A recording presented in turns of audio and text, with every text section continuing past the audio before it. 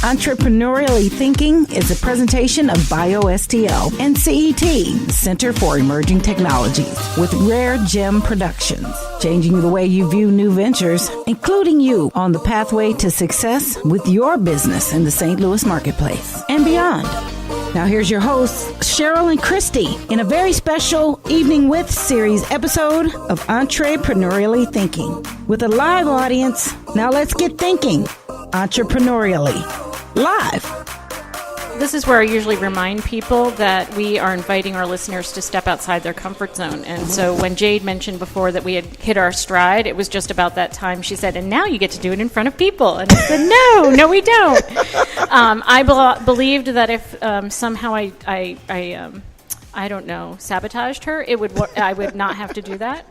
But here we are this evening, and I'm really glad we're doing this because it really is about pushing yourself to do things you never thought you could do. Be brave, even when you're not sure how the outcome is going to turn out. Trust your friends will have your back. And support you in those endeavors, and know that when you make a mistake, it's a mistake, and you move forward and it's you move okay, on, right? Even if it's on tape, it's all good, right? It's all good. So, as always, we invite our listeners to step outside of their comfort zone. If I can do this in front of an audience, folks, you can do whatever it is you've been sitting on for all these years and wondering if it's going to work out.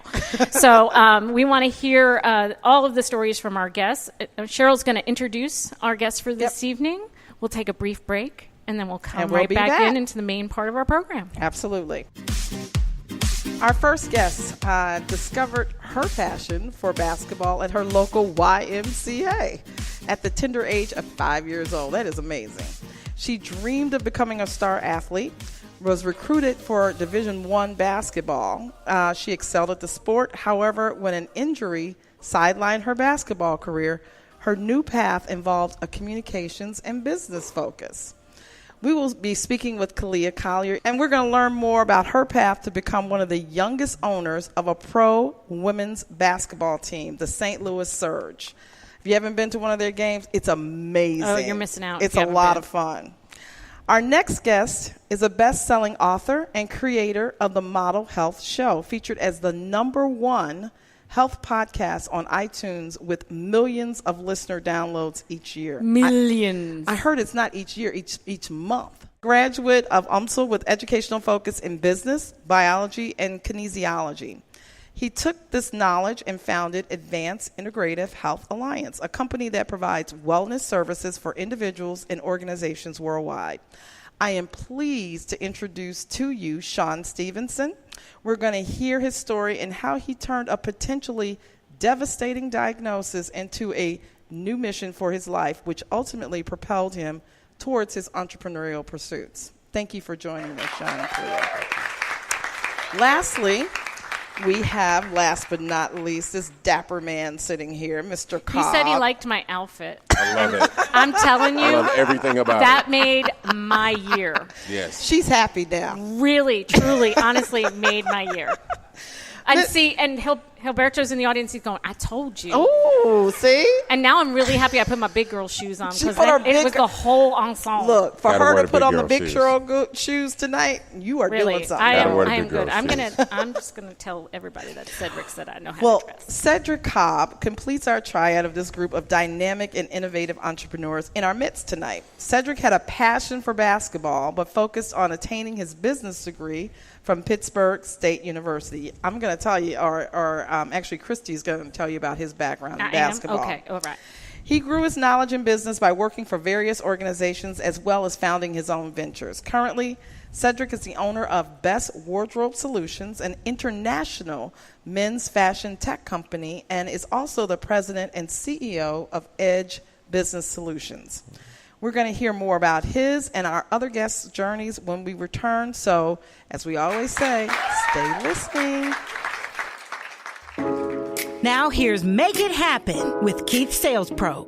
What do the most successful people do every day before 8 a.m.? Well, rise and shine. Love it or hate it, utilizing the morning hours before work may be the key to a successful and healthy lifestyle. That's right. Early rising is a common trait found in many CEOs, government officials, and other influential people. Margaret Thatcher was up every day at 5 a.m.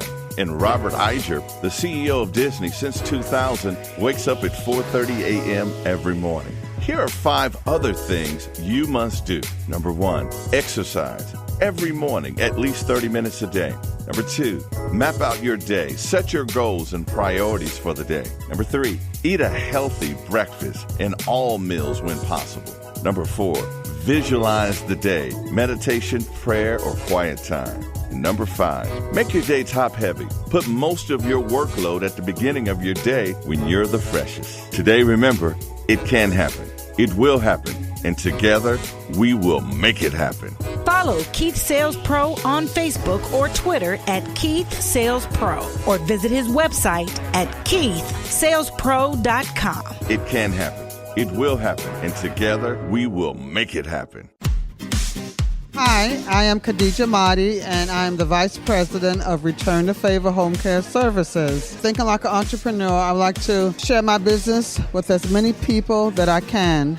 We help strengthen the mental and physical abilities of the elderly by assisting them with their daily living needs. So thank you all for joining us tonight. We really appreciate you making time in your busy schedules to come and have this conversation with us and for our listeners. So Clea, could you start us off tonight? I know your love of basketball and sports and winning has brought you to the pinnacle of team ownership at a very young age. So can you tell us a little bit more about that, how you got started? I cannot believe we're in our 6th season.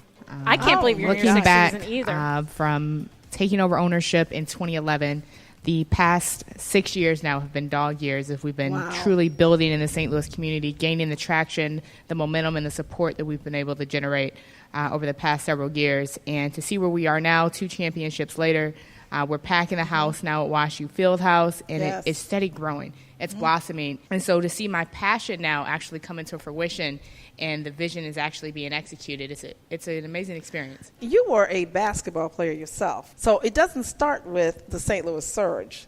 Go back. St. Louis born and raised. I am a hometown grown true athlete here from the age of 5, growing up at the YMCA, Matthew Dickey's Boys and Girls Club. In the community, fast forwarding to, looking at going to Mizzou, going local at Columbia College, and then coming back home to Missouri Baptist. People always ask, where are you from? It's like St. Louis, the best place in the country as we're growing and building our community here. And so now I'm behind the scenes. I'm not on the court, and I swear I'm better at what I do now. The opportunity to have our players pursue their dreams, pursue their careers, and customize their dream job, that's what I love doing and building our community, because we're seeing role models and mentors at an entirely different level in the aspect of sports. That's fantastic. Cedric, you also started out with sports as a formative part of your youth, and you have since gone on to build your entrepreneurial empire as well. Tell us a little bit about yourself. Well, so to make sure I take it back far enough. Please, because otherwise Cheryl will drag you back there. My whole life is okay, we learned, I think it was in math class, that the shortest distance between 2 points is a straight line. That was not Cedric Cobb's life. That was not my life. I'm telling you what. Mine was crooked. There was detours. I had to tunnel under things. I had to jump over things, hurdle things, dodge stuff falling out of the sky.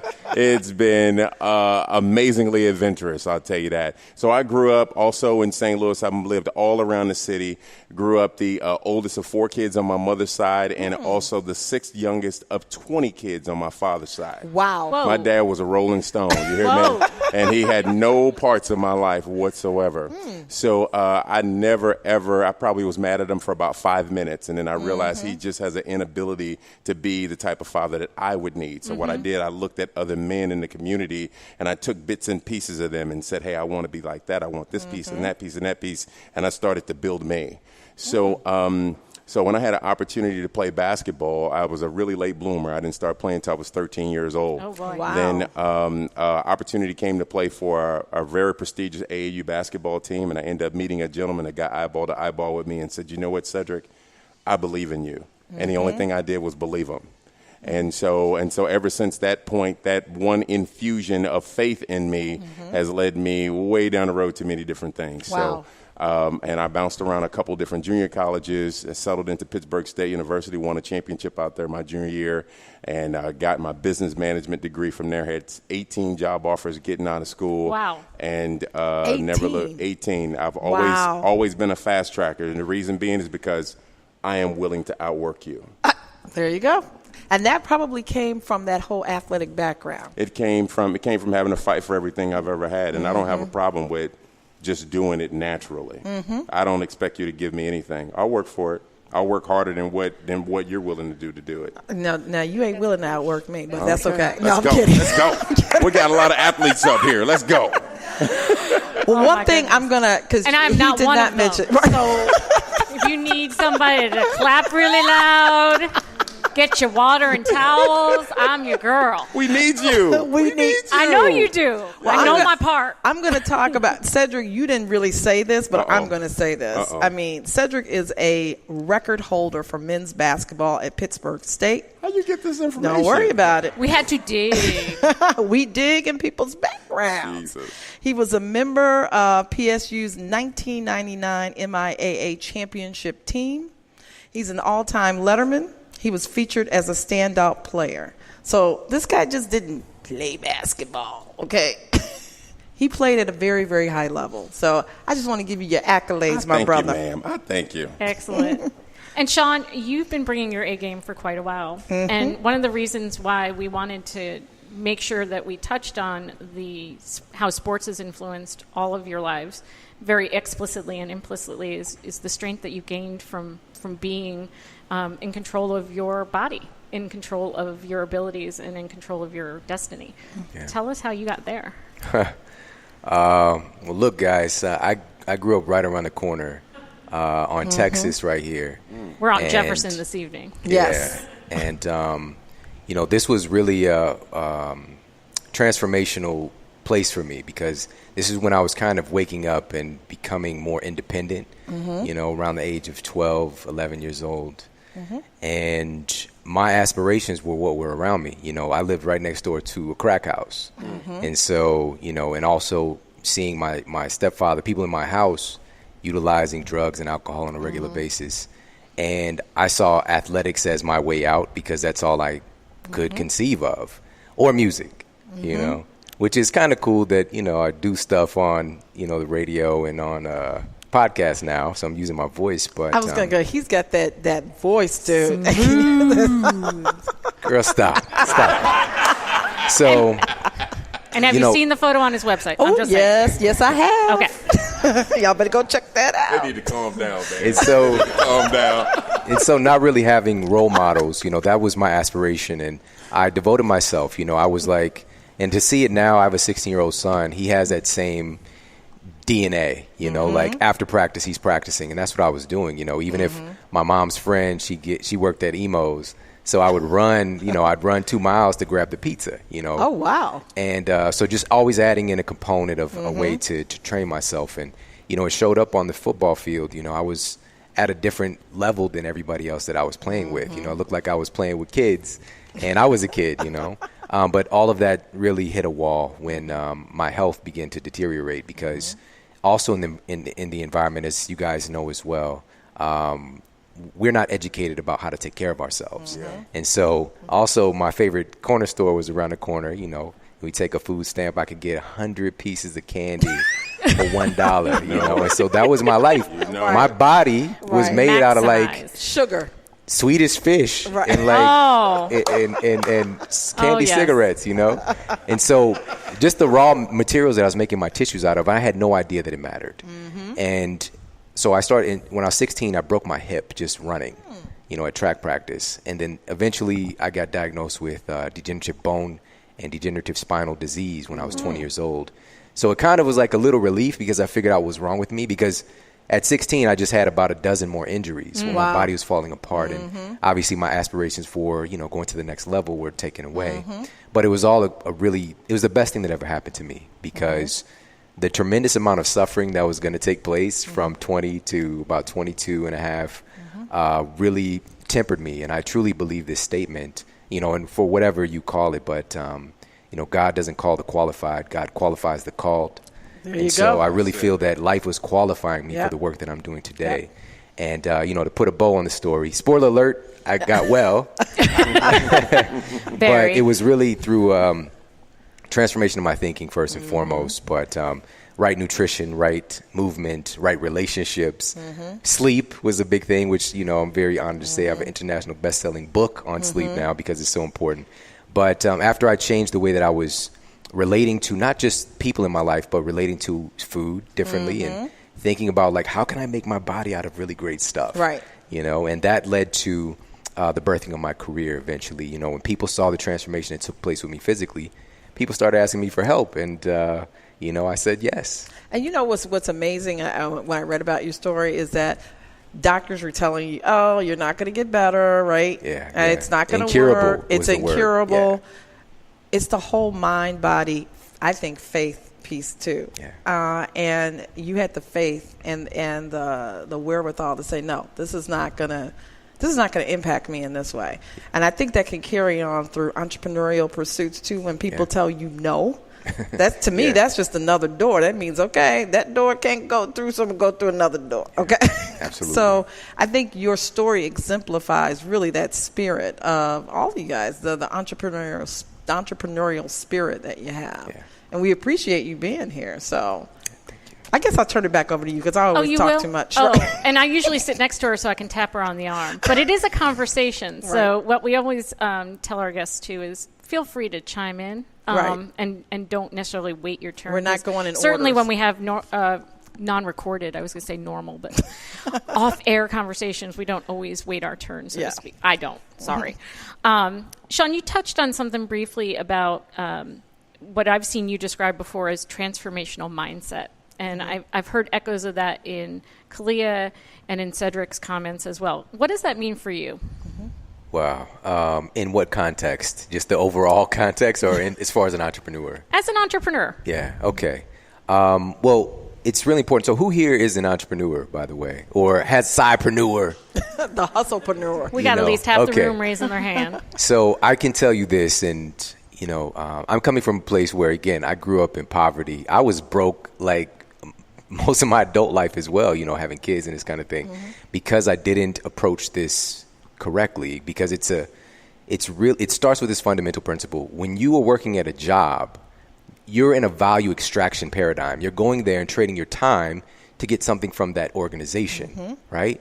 When you become an entrepreneur, you now become somebody who, instead of being a value extraction paradigm, it's a value creation paradigm. Yes. So every single day I'm thinking about, how can I create value? The first question I ask every single morning when I wake up is, how can I serve? That's the first thing I ask, and always thinking in those terms, because if you're going to be successful, whether you are an entrepreneur or whether you're working in a a corporation, whatever the case might be, is how can you outserve the next person? Because I mean, there is a Darwin theory of survival of the fittest, but I really think it's about cooperation, right? It's cooperation and competition. We're competing with each other, but more so I'm competing with myself, because there's some people up here like competitive, like you don't want to compete with me, like you don't want that. But I feel that this another really important transformational mindset is that there's enough to go around. Absolutely. There's so much scarcity mindset, especially because you're coming from it and you don't really realize how vast and how powerful you are, and that all of this is available to you. It's just walking in that direction, day after day after day, because as we mentioned earlier, like there are going to be some people that might not see your vision, and you say, so what? I keep going forward anyways, and really developing your character to have resolve. Yes. Right? It's so important, because there are going to be negative things that happen. Negative stuff still happens to me, even though I'm successful, even though I have, all of these incredible things. Crazy stuff happens all the time, But the thing is, you grow yourself. The last piece with the transformational mindset, you grow yourself to be a level 10 person. Like that's the goal. Like you start out, you get here, you're clean slate. You're like a 0.5 person. All right. If you're a level 5 person, like your capacity, what you can be, and a level 4 problem happens, it's going to destroy your whole week, maybe even your month. But if you develop yourself and now you're a level 8 person, you're a level 9 of your potential, and a level 4 problem happens, you could take care of that on your lunch break. There you go. Right? So that's what it's really about, is growing yourself and continue to move forward no matter what. Awesome. I wrote down lots of things while you were talking. Kalia, one of the things I wanted to ask you about is that owner mentality, because you very quickly, very early on in your life and career, stepped into the owner role, and a lot of us have been in that that exchanging our time for money. we've been working for the man, and making the shift is really hard. So, what does owner mentality mean for you? Yeah. I think coming right out of college, I'm so glad I had the experience to go right into corporate because it gave me the structure to be able to build our franchise. And truly, Sean couldn't have said it better. Every day you wake up, you're thinking about how do you add value? You know, what can you do to serve the community? What can you do better? It's ingrained in you. It's just how you're wired to think. And as an owner of a franchise, I work for the team. Just no different than anybody else a part of our organization, and we do every part of the business that needs to be done. And it's a culture. It's creating a culture about it. And that's the biggest, I think that's what I love and embrace about having the ability to create a vision and have that opportunity to create your own blank. You have a blank canvas. You know, we have a family culture. We have a community mindset to where everything we do is designed on how do we add value to our community, not to our business. I was going to say, what I love about your model is that the individuals that play on your team, if you haven't been to a game, these women are high-performing women. They are not just athletes. They are, corporate leaders. Corporate leaders. They are doing the do in their own. Yes. And I think when you talk about role models, that's what a lot of not just our kids, but people in our community need to see. They're not just stopping at the corporate path. They're taking their passion and really living their dream through your organization. And that's what's been so unique about our model is we truly recruit character first without sacrificing talent.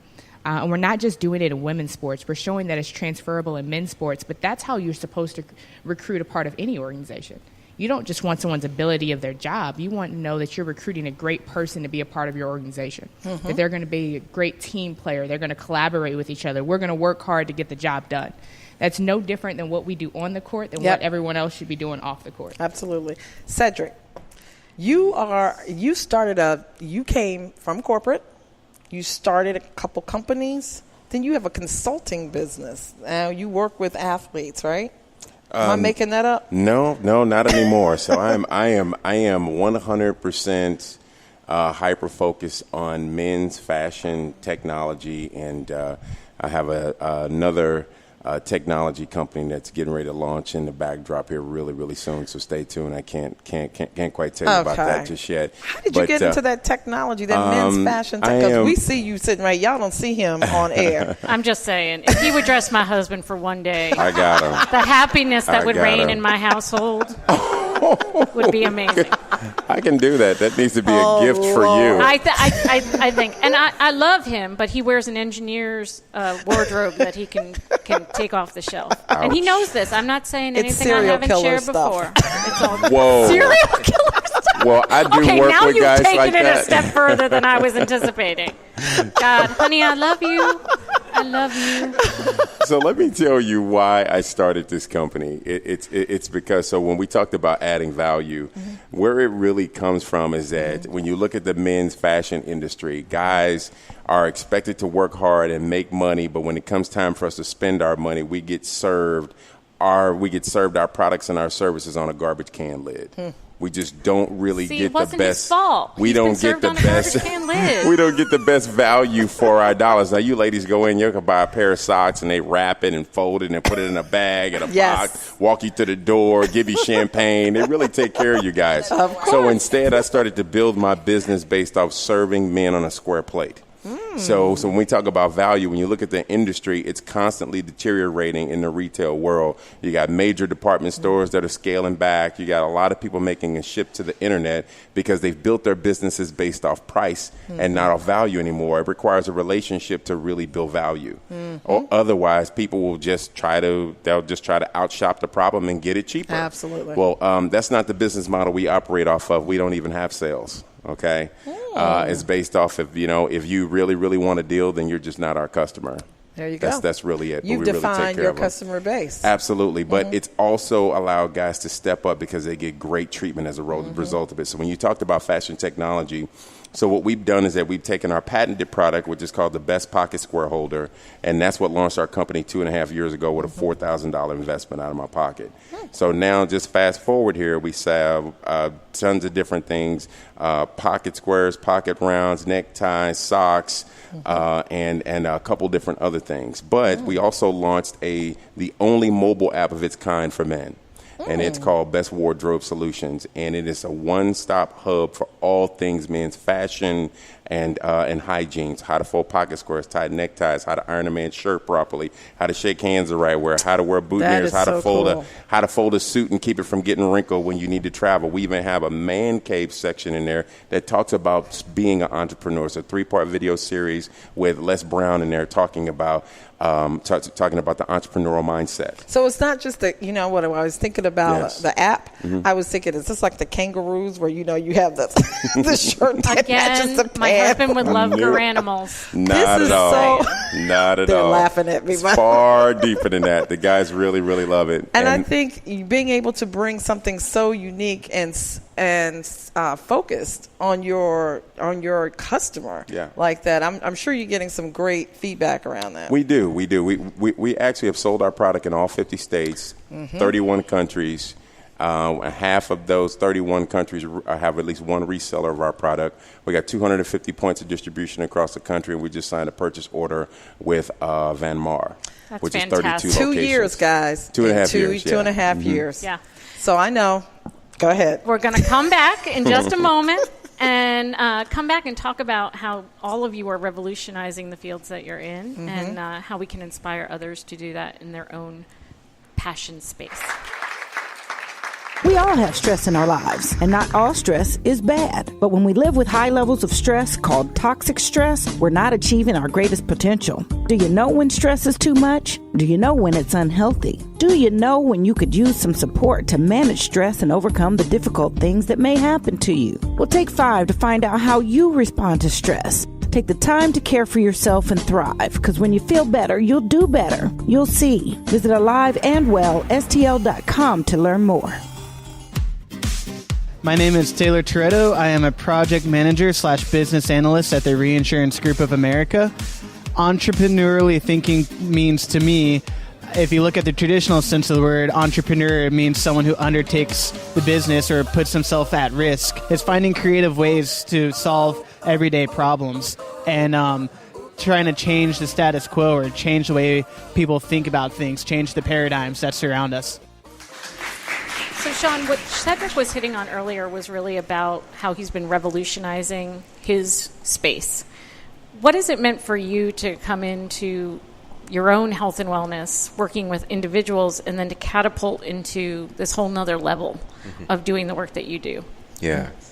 Well, for me, it really starts with a very simple principle. When I was working in my clinical setting and also strength conditioning coach, was just caring. It's really kind of that simple.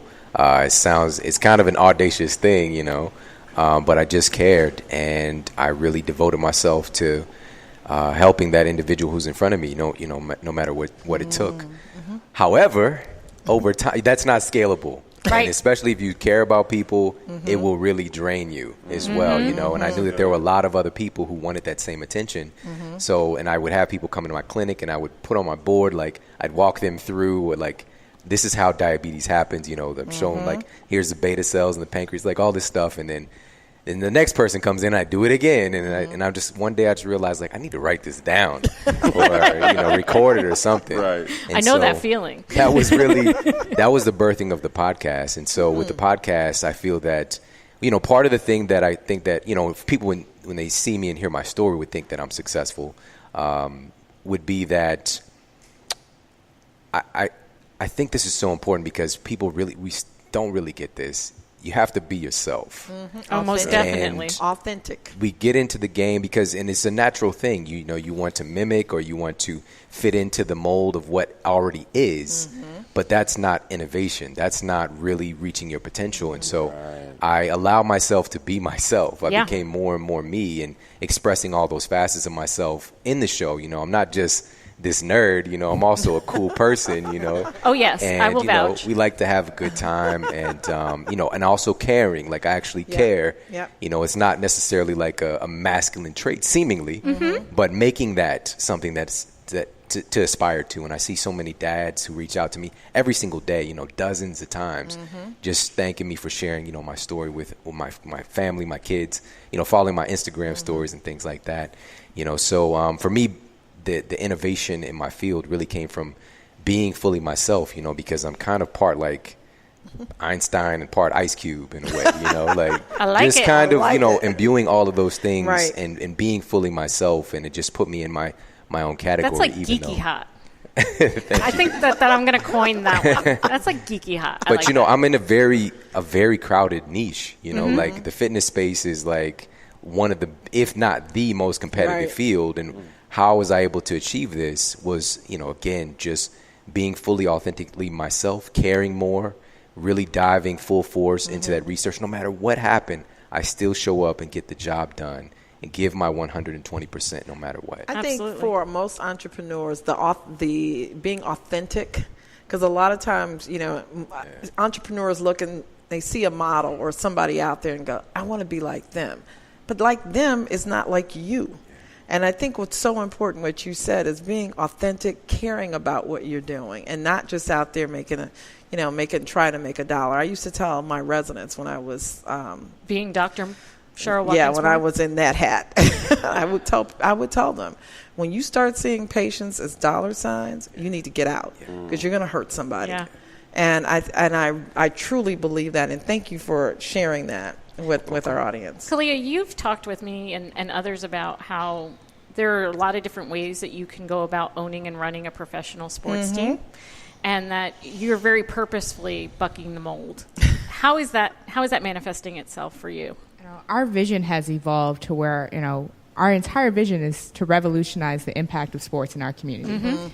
And we change what your typical pro owner looks like, what your typical professional franchise does after a game, or how they interact with fans. And that was a great point. You talking about when I transitioned into this at 22, 23, if you look at every other franchise owner, they're typically 50 plus and they're white. And they're a male. When I was 22, 23, I was looking for the next party. Okay, just saying. Yeah, I don't even think I was that ambitious. So. And so as I've evolved in talking about really creating an atmosphere to where people embrace and it's a part of our community, I'm your non-traditional owner. I think everyone that comes in the door, I'm everywhere where kids are because it's cool for them to see that an owner of the team is just as personal or cool as one of our players. You'll see me in slacks and heels, and then you'll see me in joggers and a Surge T-shirt. Yep. And then I'm out at halftime because no one can tell me what my role looks like. I think that's what's so exciting about, being authentic in who you are. I love what I do because it's fun.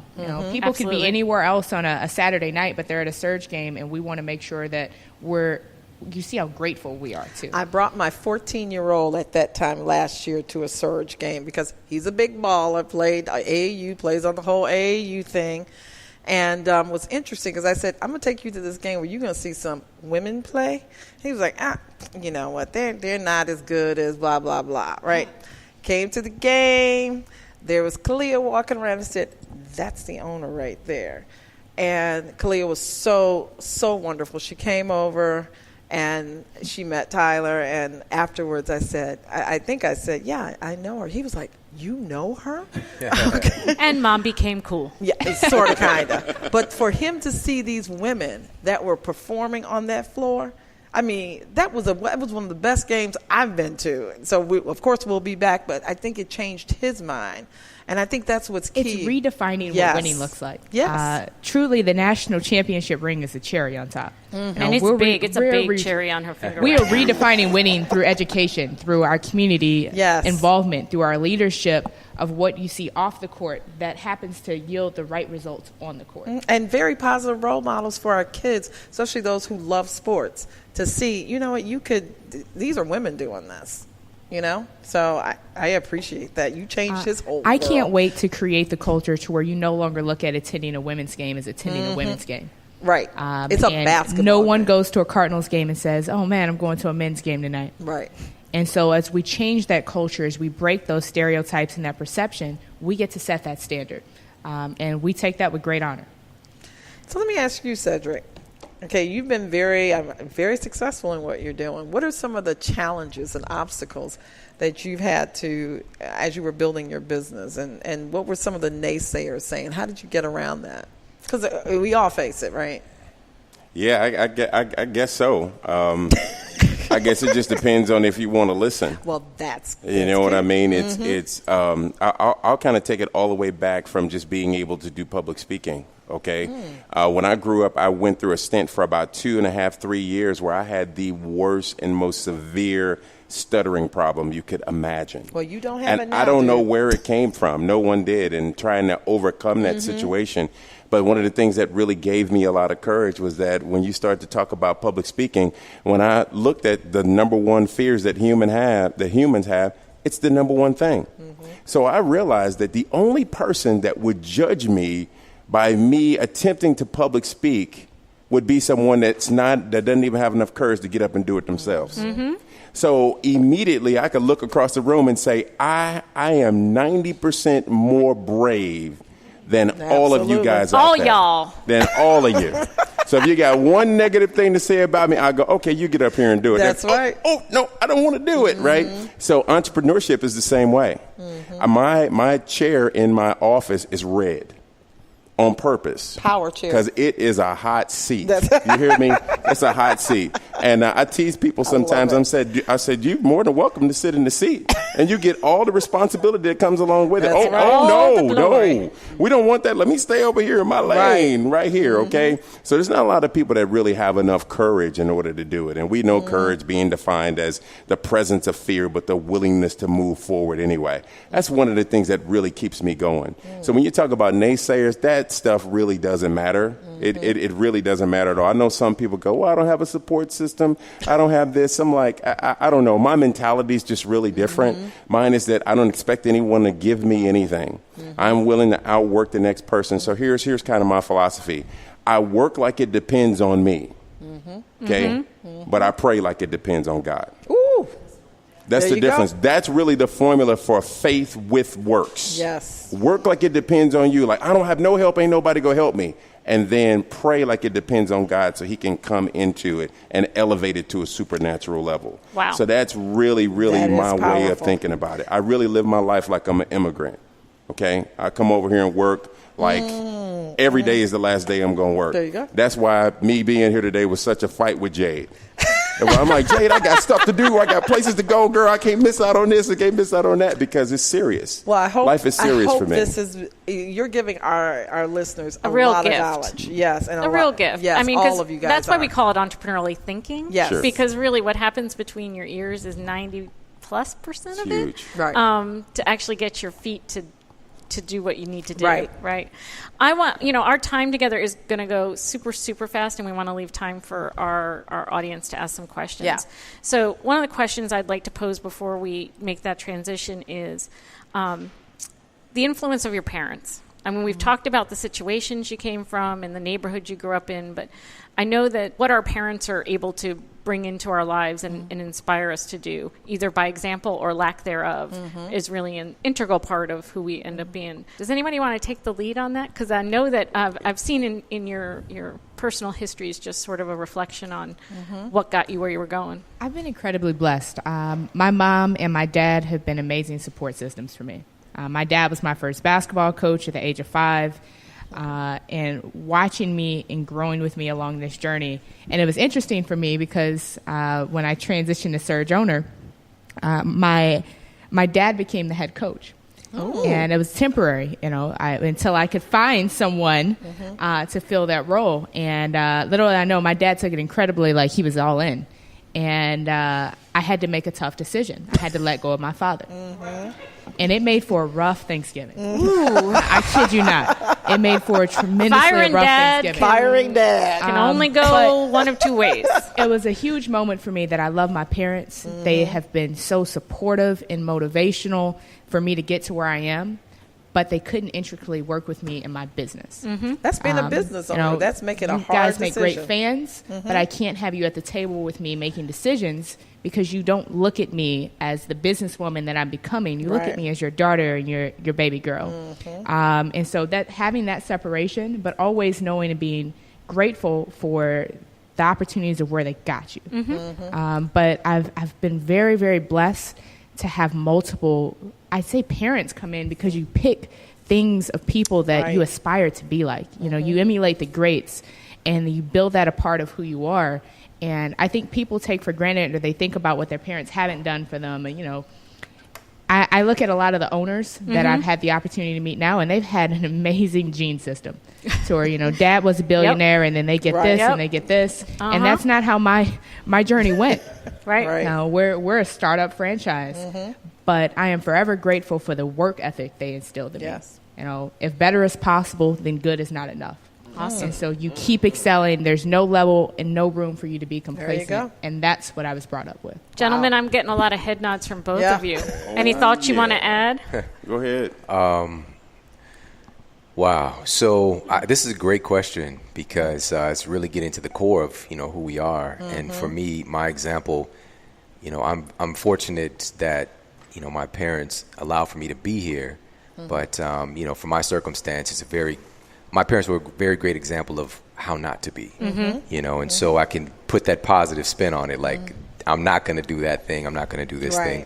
You know, my mother, she taught me something very powerful, though, is how to survive. But we all want to move past survival, you know, and really getting to being able to thrive in life. And, but, you know, I kind of joked that my mom's like Wolverine, you know, like she's like indestructible, like all the stuff she's been through, and my stepfather as well.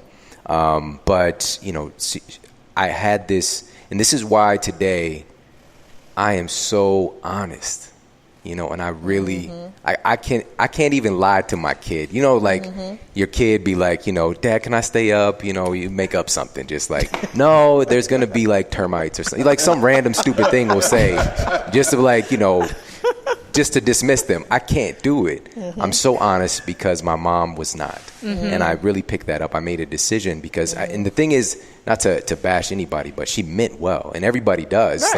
You do the best that you can with where you are. And, you know, really one of the big things is, you know, we don't know what we don't know. And so it was a coping mechanism for her. You know, she meant well, but she continuously let me down. And at some point I just had to say, you know, enough is enough. And kind of pull myself up out of that. And actually, just to share this, it was during that time when I was dealing with my spinal condition, you know, I thought I had my mother, you know, like I actually lent her some money from my little refund check from my university, from UMSL.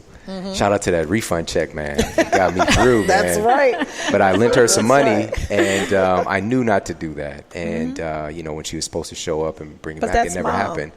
And, you know, but at this time, you know, I literally was about to be out on the street, but I had to survive, and she put that in me to do that. So that's one set.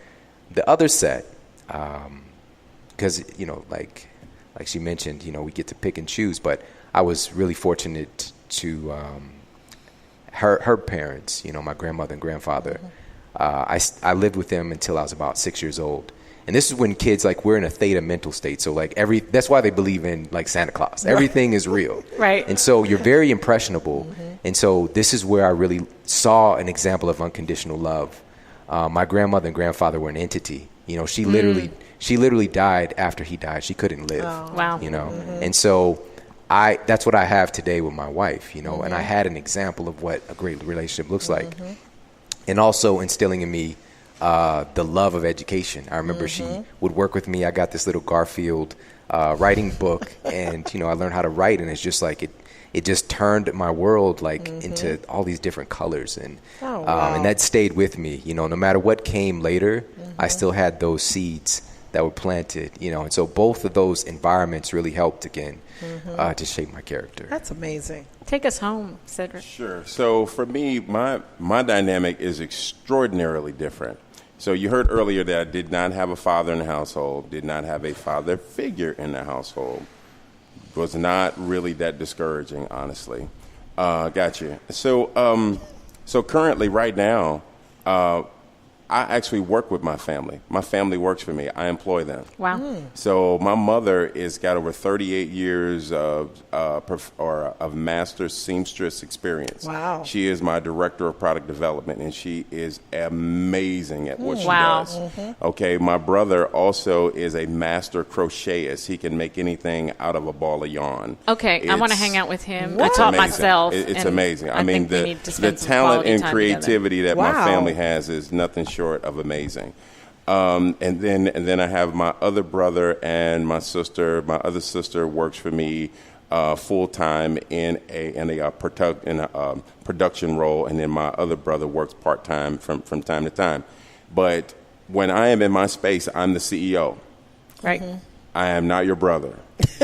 I am not your sister, but I make that very clear up front, and it makes things very difficult when you're dealing with your mother sometimes. Oh, because, I'm sure. because she believes that there are certain allowances that she should get, and I go, She kind of brought you in the world, it's right? not going to happen. But the thing that helped me with it is because I was the oldest of four. Since I was the oldest of four, I really was kind of like her husband, so to speak, when we were growing up. So she's been used to me being a leader all the time. Yep. So when I go into I am not your son right now. I am not. When we clock out and we walk out of this building, then we can do that. But right now, we're not. It's all about global takeover, you know?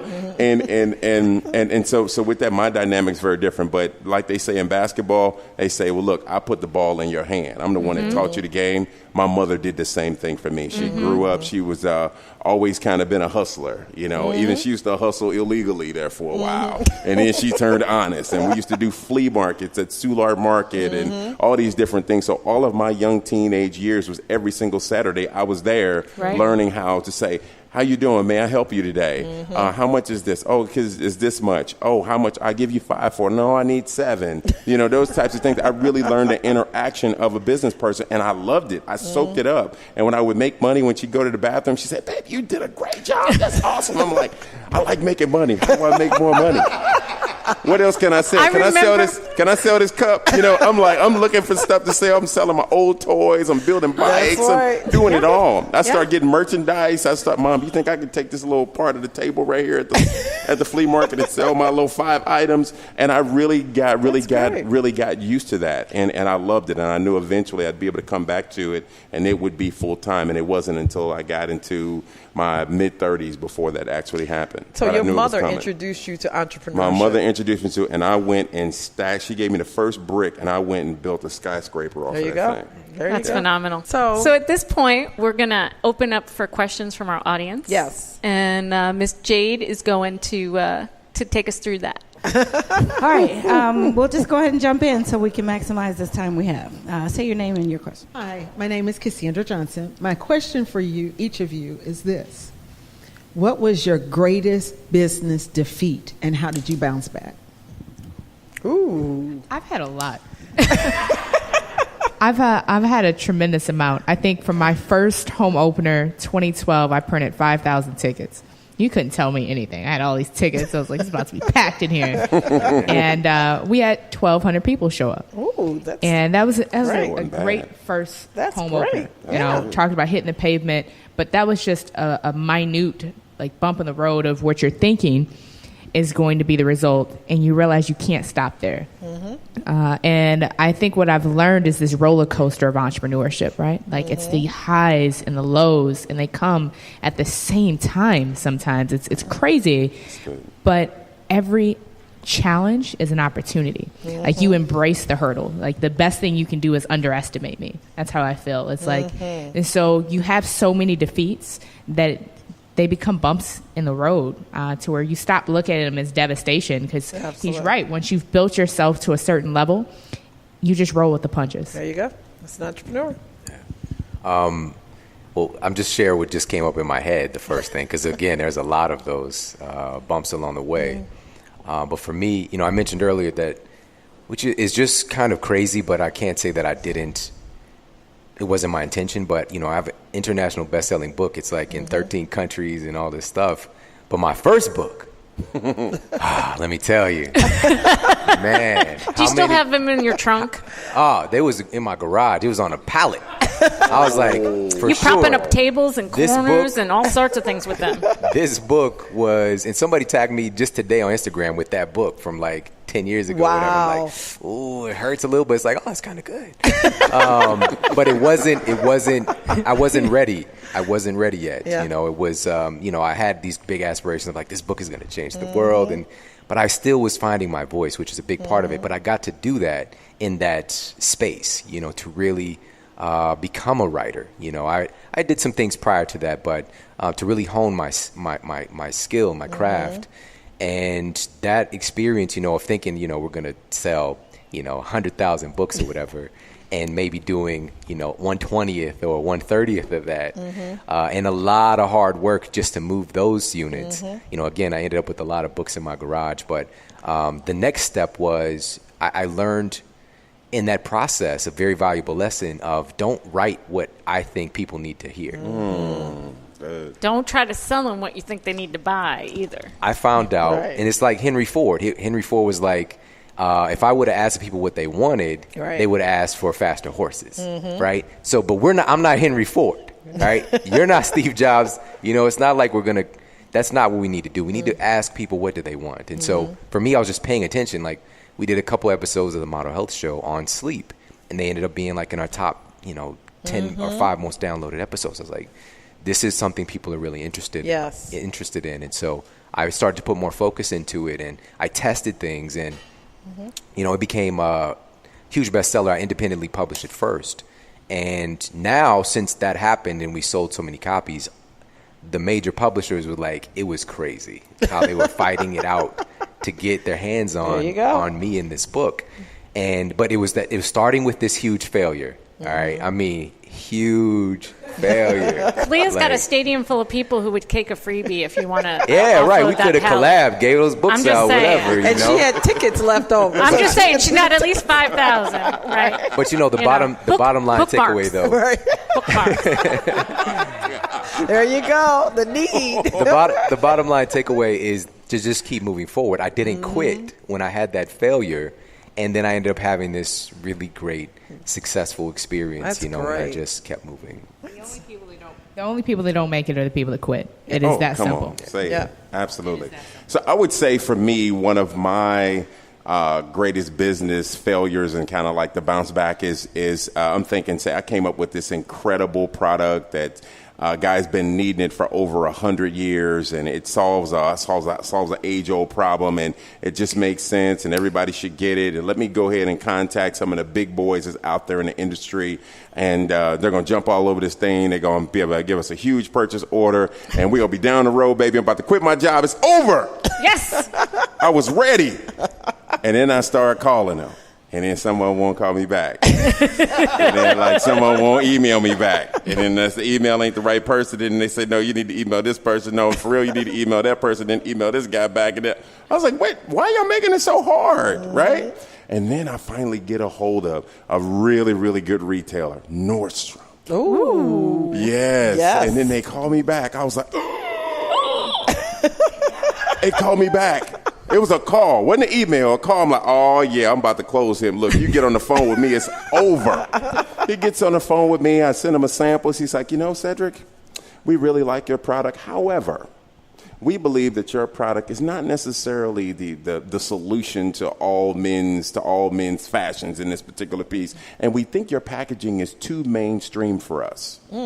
I said, well, that's really actually kind of a compliment, to be quite honest with you. But they're a little bit more hoity-toity, right? They're like, well, we think what we... I said, so what does that mean, Dennis? He said, well, I believe that your product would be, it looks like it should be on the shelf of Macy's or maybe like Dillard's or one of those guys. I'm like, well, that ain't an insult to me, for real. Whoever puts it on there. Right, but for the fact that he tried to discount it, I'm thinking, you guys think you're elite. Right. You're not. Your customer service sucks just as much as Macy's. Just as much. You know what I told him? I said, Dennis, might be a little shiny. I said, Dennis, we are going to do business together whether you like it or not. I said, we're either going to do business now or you going to call me back in 6 months and you're still going to give me a purchase order. And the price is going to increase. He said, I said, so if I were you, I would really maybe reconsider. He said, you know what, Cedric, maybe I need to get you talking with my with our private label. Maybe we want to private label the product. You know what? And I got to thinking about it. I was kind of irritated. I was in my feelings, and the lady who does and the lady who does their private label, I pushed her off for a month and a half. Pushed her off. For real, because they want my product to lay down. So then I called her back. I said, listen, this is the problem that you're going to have. We can private label the product, but your product's going to look like a knockoff. Reason being is because we're spending tens of thousands of dollars on social media advertising. We got instructional videos. We got this, we got that. So what are you going to do to wrap around the product to make sure it really has the best chance to take flight? It was crickets on the phone. You know what I told her? Don't worry about it. Right now is not the time. If you can't carry the product the way that it is, you probably shouldn't carry it. So you walked away from it. I walked away from it. Well, I had to because your brand is at stake. That's right. So what happened, I said, so I went home and I prayed about it. God said, don't worry about that. He said, here's the thing. You keep building it and you're going to force them to have to call you back. So Van Mar called. And now Men's Warehouse wants to talk. Mm-hmm. And all these other ones are because when you create a buzz and people come in the store and say, hey, do you carry that Best Pocket Square holder? No, we don't have it. You're only going to deal with that so many times when you watch all of that business walk out your door, right? So it was it felt like a big failure for me because I felt like, wow, did I have the wrong logo? Did I have the wrong packaging? Did I have wrong this? Have the wrong that? So it really, really irritated me. And so that's kind of how I bounced back. And last thing I'll leave you here with is we've been talking about the entrepreneurial mindset and things of that nature. One thing I love that Les Brown says, he said that entrepreneurs live a life of, we live a life of perpetual uncomfortability. Mm-hmm. We're uncomfortable all the time, but we have courage because through being uncomfortable, that's fear, but we're moving forward no matter what. And that's a good point. Yeah, yep. No matter what. All right, we have a question here. Hi, my name is Clarence Dula. Just a question. As you begin to ascend, how did your friendships and relationships with other people go from that point on? How did they perceive you? You perceive them, and what was their reactions? Because sometimes you can lose friendships when you start getting, you get the big head, or you start being successful. Yeah, I mean, I've seen different experiences with that. I definitely, I think this is mandatory. Actually, one of these things where you start to garner a little bit of success, and you hear the classic line, you forgot where you came from. If you don't get that line, you're not doing nothing yet. Right, exactly. And that came from my little brother, right? And I'm just like, because I changed the music I was listening to. Like, I stopped listening to a little bit of the harder core,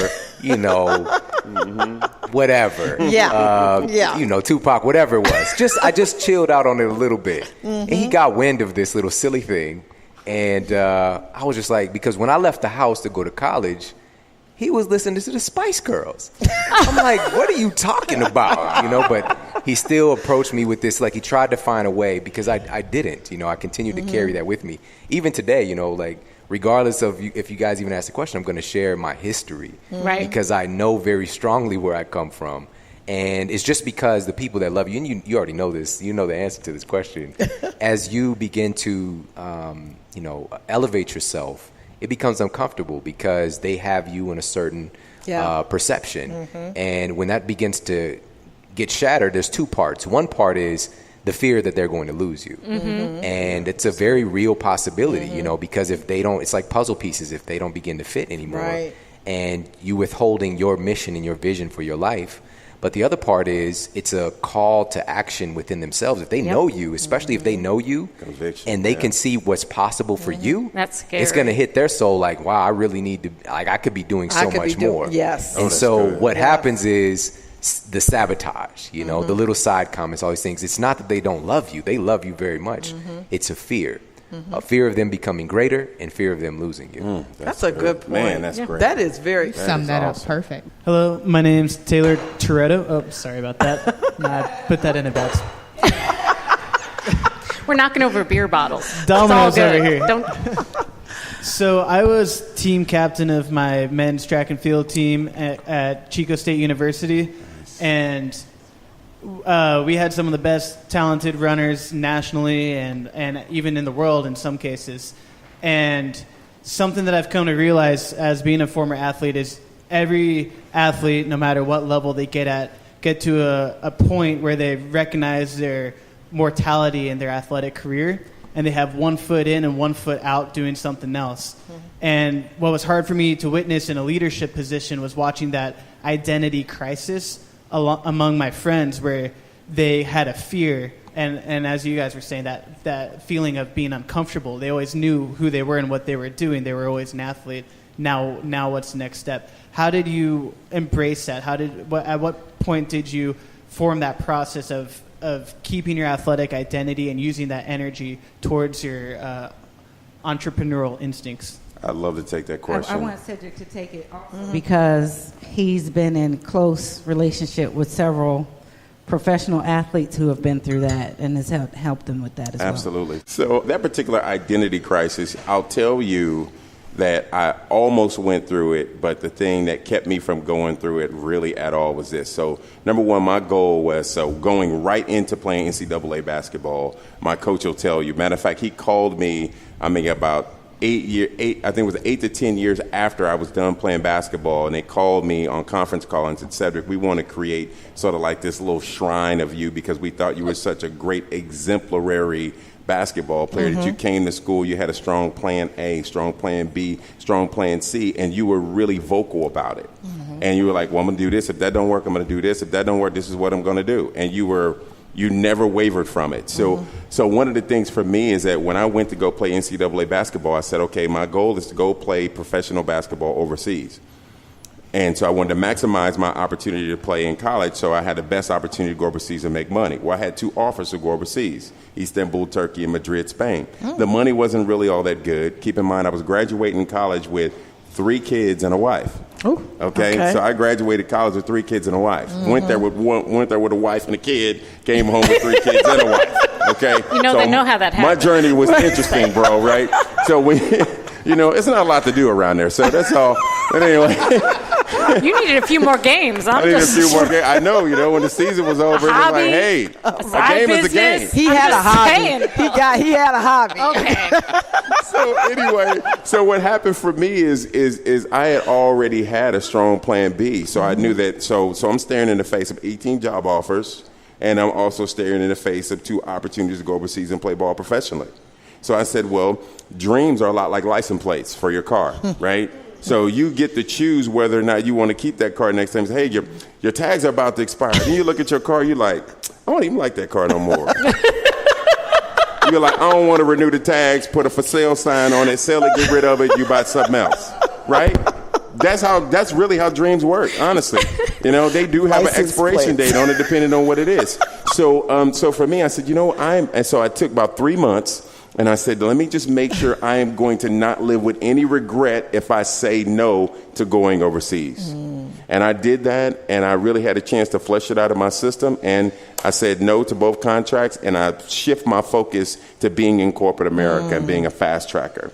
So for me, when you go into it with a plan A, a plan B, and a plan C, already, I think you don't go through that identity crisis. And then the last thing about it is that I've seen guys who have been phenomenal athletes that I've played ball with, and they're like the shift manager at Church's Chicken right now. I'm like, dude, what are you doing? Do you know who you used to be? Man, you could this and that and this and that, and you were popular and all of that. And what it was that they never looked at their skill sets as being transferable. Exactly. Me, I just hit copy and paste. Run that right, Khalil, to everything. Okay, being a father, copy, paste. It's a success principle. Right. Just duplicate it. Right. Just keep running it through the copy machine. That's really it, right?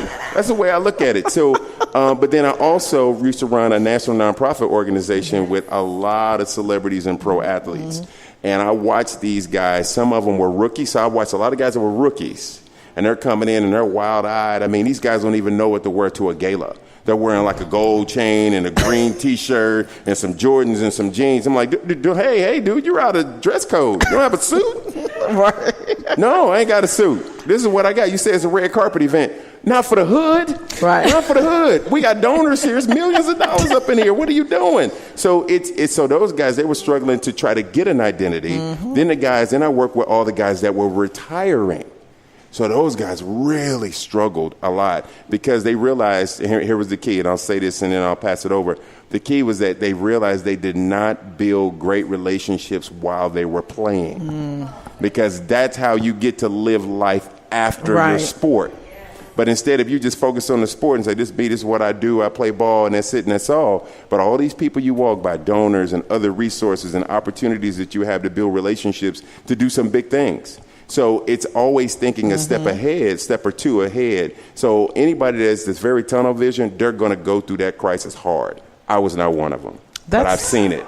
That's entrepreneurially thinking. Yes. That's exactly what entrepreneurs do, because if you're not building relationships, if you are not looking at fast forward and what's in the future, that happens in every entrepreneurial venture. If you're an athlete, you need to be a politician. Yeah. I'm serious. Yeah. You do. You need to be a politician, because you never know when these relationships are going to come back up later. Great. All right. We're going to go with one more question. Okay. It's a statement and a question. Ms. Collier, I didn't want you to feel bad. You're in great company. On her way to a $300 million entrepreneurial dynasty.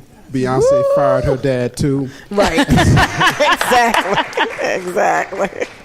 But really, what I would like to know is, how do you approach difficult decisions for your business? That's something that I've grown and I've evolved as a leader through the maturity of the past several years, is that you don't really have time to keep juggling. You have to make a decisive decision. And once you make that decision, you have to go with that decision. And I'm very strategic. I love playing chess. I love thinking 2, 3, 4, 5 steps ahead to know, if I make this move, where am I going to end up? If I make this move, where am I going to end up? And I try to the best of my ability to foresee what the future could outcome. And we can't always do that, right? You hope to do that. That's not always the game plan. So you have to make the best calculated decision at the time. And when I come to making a tough decision, probably the hardest thing that I had to cope with is how to let people go. When you have to make that decision, I don't think anyone should ever be excited about firing anyone. Right. No, and if that's how you're wired, something's off with you. Yeah, I agree. But there is a way for you to get better at it, because by the time it's a conversation. And that's how I've approached with players, that, you've reached your ability to where, this is just the end of this journey, but you're moving on to something else, and this is why. To where people making tough decisions, it's all about relationships. Yep, and when you start discounting people and their emotions as if they're objects or they're dollar signs, that's when you lose and you create bad relationships. Absolutely. And I don't always win them all. I have some players that get pretty pissed off at me. I'm like, I was the next Jordan, you let me go. But those are the ones that when they look back, they can say, you know what, this was the best decision they made moving forward. And can I just comment to that? Because I used to say, coming from corporate America, when I had to downsize and restructure an organization, which was very painful, I used to tell my the people that reported to me, that conversation should not be a shock to anybody, because you should be having that conversation on an ongoing basis on people's performance, so that when it comes down to that, having that really hard, it's not a hard conversation. It should be something that that person should know. Unless it's something that's gross. You know what I mean? Unless it's like gross insubordination. That's the difference. Okay. Yeah, unless it's gross. Or just it's disgusting. Like, whichever way you want to go with that. It's immediate termination. Exactly. I can get over boogers and stuff. That's not a problem. That's not a problem. I like to know where the boundaries are. That's all I'm saying. This is going to be the best podcast. But I would like to say too, to that, it's. I have to tell you, as you grow, like right now, we have growing pains. Right. So some people grow and they think, oh, it's all fluffy and everything. Right. This is all calculated and it's a different step. It's like a lot of stuff all happening at one time, and everybody's like a bunch of little guppies, and everybody's mouth open, and everybody wants to be fed and be paid and the whole 9 yards. A lot of times it's about the volume of decisions you have to make at one time. Yes. So it'd be great if decisions came to me that were tough decisions and I can handle them one at a time. Right. I could look for them to come. Okay, next. Yep. Boom. Next. Those decisions would be easy. But now when you lay 30 of them on the table and all of them have a deadline attached to them, that's where you have to really look at yourself and say, how do I calm my spirit down and think clearly so I can address these at the right time? in the right way and be able to live with the consequences that's not going to affect not just my company, but I really worry a lot about my team. Mm-hmm. You get what I mean? Yep. And Bishop Jakes talks about that all the time. If your team is not good, you got a firm grip on an empty sack. You're not going to go very far. It's just going to be you, and you're going to look back and nobody following you. So you're just on a long walk. That's it. You're leading no one. Right. Does that make sense? So for me, it's about really being able to be strong enough mentally to sit there in that seat and know that I got 10 decisions I have to make right now, but you get into the office and there's 8 more of them that's waiting on you that you were not anticipating, and all of them have to have resolve today. But that means you are growing and you're doing something. Because if you didn't have decisions to make, you're out of business. Yeah, absolutely. Right? Absolutely. So for me, that's what that is. That is incredibly powerful. Thank you all for being with us. This is what thinking entrepreneurially is. Mm-hmm. Not just the show, but the mindset. And we got key examples of that mindset. Even for a minute there, I drifted into, well, they're different. These are some extraordinary people. Yes. Even when we were putting the promotion together, they've been icons for me. Mm-hmm. And I put them here, right? But what we're saying is you go from here to here. Mm-hmm. And that is a mindset. That is the mission of our program. Mm-hmm. And that's what we want to impart and connect you with as a listener, as someone who's participating in it today and going forward. There's new levels for them to even achieve. Yes, that was some powerful, lasting knowledge, wisdom, love that you all shared with us this evening. And I'm so grateful that you were a part of our panel. Cheryl and Christy, I'm so grateful that y'all said yes. Rock stars. Look what you created Rock here. Stars.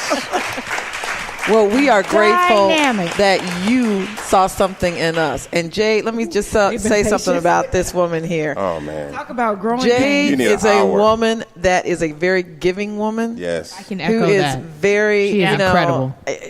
When she told us that we could do this, and Christy and I both like, who in the hell are you talking about can do this? No, this is not us.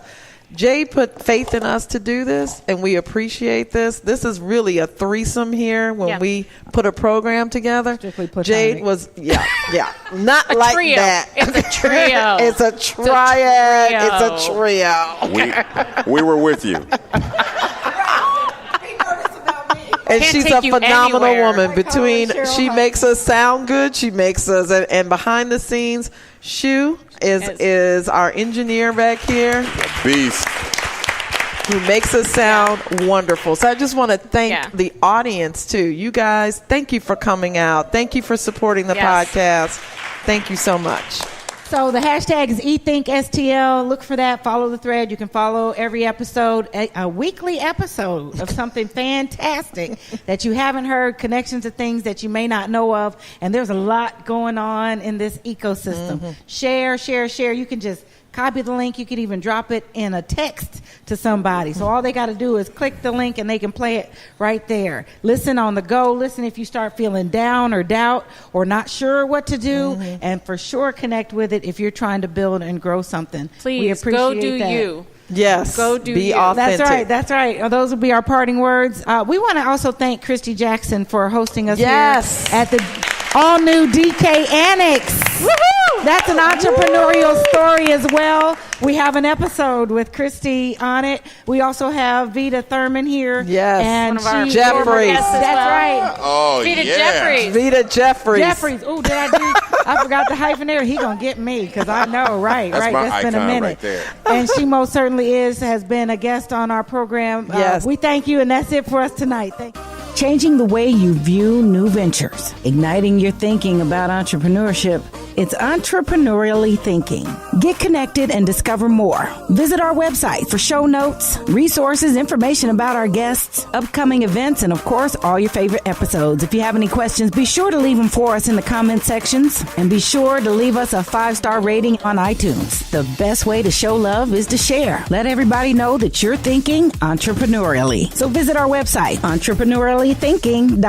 Hashtag eThinkSTL. Entrepreneurially Thinking is another positive production of Rare Gem Productions. Thanks for listening.